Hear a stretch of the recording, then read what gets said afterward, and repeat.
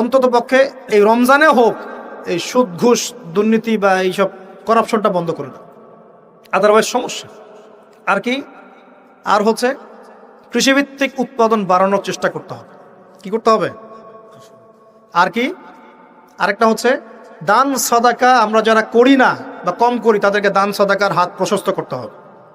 আরেকটা সবচেয়ে বড় অস্ত্র, সেটা হলো যার যার জাকাত ফরজ হয়ে গেছে অবশ্যই সঠিক খাতে জাকাত প্রদান করুন, অন্যথায় অর্থনীতি ঠিকঠাক টালমাটাল হয়ে যাবে। জাকাত প্রদান করুন। আর কি, আর হচ্ছে এটা বড়, এটা করার ক্ষমতা অবশ্য আমাদের নাই, যাদের ক্ষমতা তারা বুঝবেন। সেটা যত কালো টাকা আছে সব টাকাকে সাদা করতে হবে।